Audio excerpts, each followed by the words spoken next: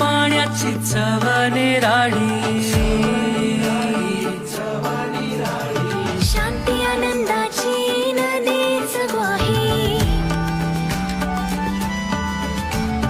सारवलेला खडा मातीतले खेळ, अशी गर्द छाया कुठेच नाही.